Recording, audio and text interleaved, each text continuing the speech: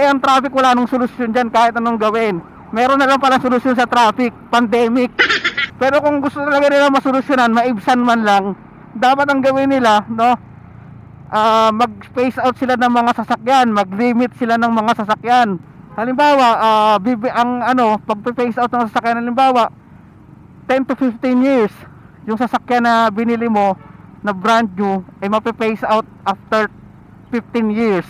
Middle class na mag-iisip na sila kung bibili sila ng sasakyan, kasi siyempre kahit pa paano manghihinayang yung mga yan na bumili ng sasakyan, kasi di ba mapopromote pa doon yung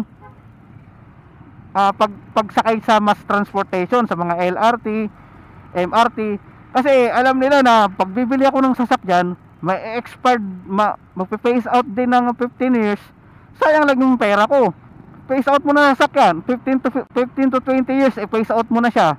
Kaya palala na, araw-araw palala yung traffic, kasi araw-araw nadadagdagan ng sasakyan diba? Pero yung kalsada, sabihin natin tong EDSA ba araw-araw nadadagdagan? Diba? Hindi naman siya araw-araw nadadagdagan at yun pa rin Pero yung dumadaan sa EDSA araw-araw nadadagdagan. Hindi naluluwag yan. Kahit anong gawin nyo, kahit sobrang talino nyo, kahit mas matalino pa kayo kay Einstein, hindi nyo na masasolusyonan ang traffic. Hindi na. Walang solusyon sa traffic kundi pandemic.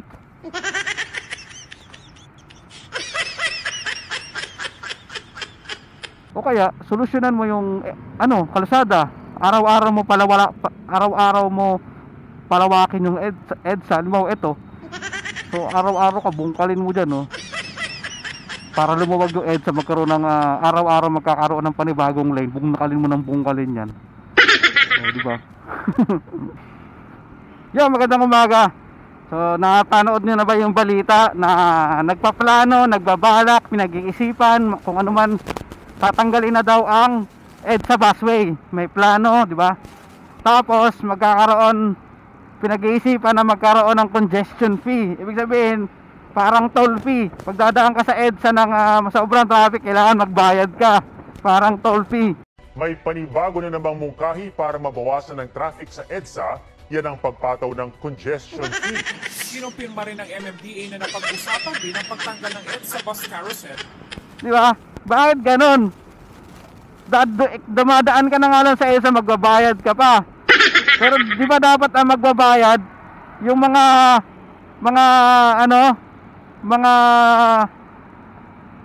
agency na naghahawak sa mga tungkol sa traffic, pagsasaayos ng traffic, pagpapaluwag ng traffic, di ba? Kasi biruin mo, nagsumusweldo sila pero hindi nila nagagawang paluwagin, maibsan, di ba? Matraffic pa din. Pero bakit ganon? Bakit magbibigay ng lalagyan ng fee yung mga gumagamit ng EDSA? Dapat sila magbayad magmulta, kasi yung trabaho nila hindi nila nagagawa diba? Kasi yung traffic dito sa NCR, lalong-lalo sa EDSA, basta kahit sa kung saan may matraffic na area o na lugar, wala nang lunas ang traffic. Kahit anong gawin nila, wala nang malulunas dyan. Kasi imagine mo na lang, dumadami ang sasakyan, pero yung kalsada hindi naman lumalaki, hindi naman taon-taon lumalaki. Yung EDSA, yung kalsada hindi lumalaki ang taon-taon. Pero yung sa dami ng sasakyan, araw-araw nadadagdagan. Ang traffic wala nang solusyon dyan kahit anong gawin. Meron na lang pala solusyon sa traffic, pandemic. Kita nyo naman nung pandemic, napakaluwag ng EDSA, napakaluwag. Diba? Yun lang ang tanging solusyon sa traffic talaga, wala nang iba. Pero kung gusto talaga nila masolusyonan, maibsan man lang, dapat ang gawin nila, mag-space out sila ng mga sasakyan, mag-limit sila ng mga sasakyan. Kasi ngayon, sa panahon ngayon, kahit mga middle class na tao kaya nang bumili ng sasakyan dahil sa mura ng mga down payment. Sobrang mura na ng pagkuha ng sasakyan ngayon. Tapos diba, kahit ordinaryong tao ka lang, makakabili ka ng sasakyan na second hand, kayang-kaya mong bumili, diba? Kung gagawin na lang nila, limitahan nila yung pagbili ng sasakyan. Phase out pala nila yung mga sasakyan. Halimbawa, pag-phase out ng sasakyan, halimbawa 10 to 15 years yung sasakyan na binili mo na brand new ay mape-phase out after 15 years. Oh, di ba? So sino na lang ang makakabili ng mga sasakyan? Yung tunay na makakabili, yung mga mayayaman or may mga pambili talaga. Pero yung mga middle class na mag-iisip na sila kung bibili sila ng sasakyan, kasi siyempre kahit pa paano manghihinayang yung mga yan na bumili ng sasakyan, kasi di ba? Mapopromote pa doon yung pagsakay sa mass transportation sa mga LRT, MRT, kasi alam nila na pag bibili ako ng sasakyan, may expired, magpe-phase out din ng 15 years, sayang lang yung pera ko. Di mag-aano na lang ako, magko-commute na lang ako araw-araw, di ba? Phase out mo na ng sasakyan, 15 to 20 years, phase out mo na siya. Oh, di ba? Siyempre maapektuhan din yung ekonomiya ng mga ng sasakyan. Siyempre ganun talaga, kailangan may consequence, kailangan may tawag doon, mayroong kapalit. Kaysa palala na araw-araw palala yung traffic, kasi araw-araw nadadagdagan ng sasakyan diba? Pero yung kalsada, sabihin natin tong EDSA ba araw-araw nadadagdagan? Diba? Hindi naman siya araw-araw nadadagdagan yun pa rin Pero yung dumadaan sa EDSA araw-araw nadadagdagan. Tapos natanggalin yung EDSA busway. Yung EDSA busway okay na kahit paano, kasi may choice yung mananakay Pwede silang sumakay ng MRT, so pwede silang sumakay ng carousel, EDSA carousel. Patatanggalin mo kung kahit paano effective naman. Congestion yung putik. Palibasa hindi naman yata sila dumadaan ng EDSA Kung dumadaan ba sila ng EDSA, baka dumadaan sila dyan sa EDSA busway Malupit. Malupit yung naisip mo na yan, ha? Palakpakan natin yan, palakpakan. Ginawa mong toll fee. Okay sana kung magbayad ka, dire-diretso dito Traffic na, nagbayad ka pa. Putik na yan.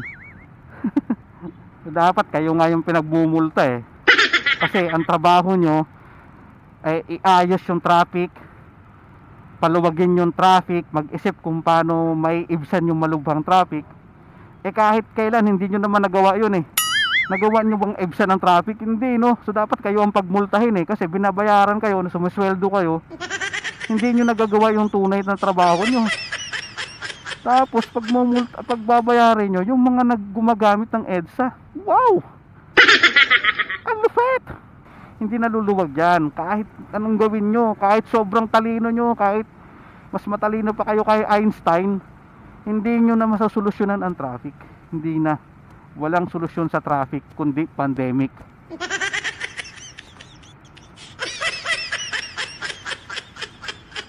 Pero kung maiibsan nyo, paluluwagin nyo, pwede.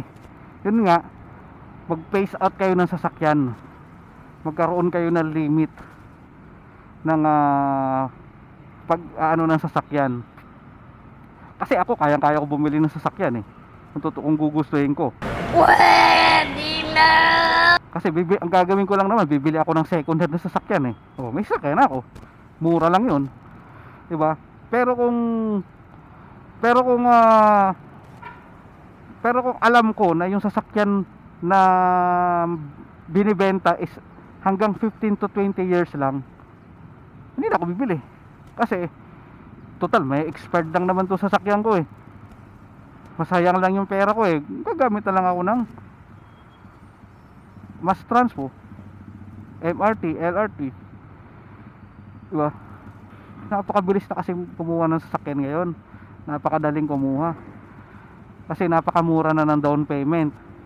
Tapos may mabibili ka pang mga second hand na maayos pa, na ang ginawa lang nung may-ari siguro nag-upgrade yung unang may-ari ng sasakyan, bumili ng panibago. Di ba? Kung lalagyan nyo ng yan, ng expiration yung sasakyan, so hindi naman siguro bababa yung ng sasakyan, benta ng sasakyan, kasi wala nang masyadong bibili ng sasakyan. Pero at least luluwag yung traffic.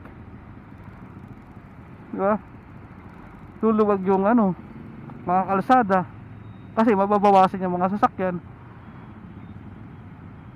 O kaya, solusyonan mo yung kalsada. Araw-araw mo palawakin yung EDSA. Halimbawa ito. So araw-araw ka bungkalin mo diyan, no. Para lumuwag yung EDSA, magkaroon ng araw-araw magkakaroon ng panibagong lane. Bungkalin mo ng bungkalin 'yan. O, di ba?